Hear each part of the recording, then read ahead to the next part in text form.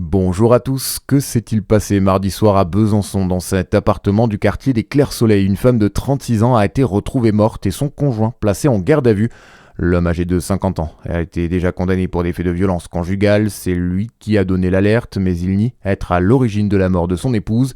D'après les premières constatations, la défunte présentait un syndrome asphyxique pouvant être expliqué soit par une prise de médicaments, soit par l'intervention d'un tiers. Une autopsie doit être pratiquée aujourd'hui, elle devrait permettre d'en savoir plus sur les circonstances du drame. Un accident mortel hier matin en Côte d'Or, un octogénaire a perdu la vie au niveau de la sortie d'autoroute Pont de Pagny à Sainte-Marie-sur-Ouche.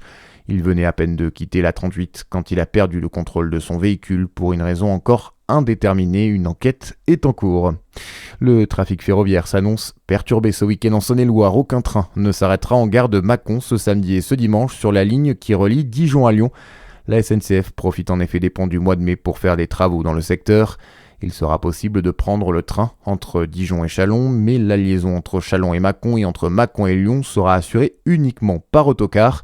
Sur les routes, le trafic, lui, s'annonce chargé. La journée est classée rouge sur tout le pays ce jeudi dans le sens des départs, veille de week-end prolongé du 8 mai. Dans le reste de l'actualité, Donald Trump, de nouveau optimiste. Le président des États-Unis a jugé hier très possible un accord de paix avec l'Iran. Il a également de nouveau agité la menace de bombardement si les deux pays n'arrivaient pas à trouver un terrain d'entente.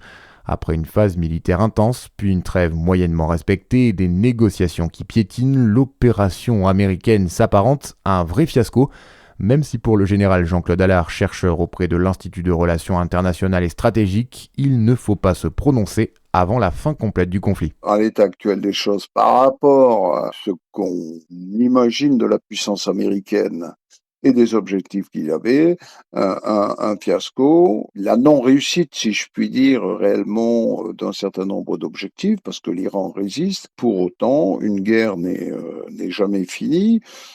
Tant que des accords définitifs et respectés ne soient pas mis en place, ne concluons pas trop rapidement sur la fin de cette guerre, les conditions dans lesquelles elle s'arrête. En parallèle, la France se tient prête à sécuriser le détroit d'Ormuz. Le porte-avions Charles de Gaulle va en effet se prépositionner dans la région du Golfe selon les autorités françaises. Et puis, mission accomplie pour le PSG. Paris défendra son titre en finale de la Ligue des Champions grâce à un nul 1 partout. Hier en demi-finale, retour sur la pelouse du Bayern Munich. Les Parisiens qui affronteront Arsenal en finale, ce sera le 30 mai prochain à Budapest. Voilà pour l'info. À suivre votre météo sur Fréquence Plus.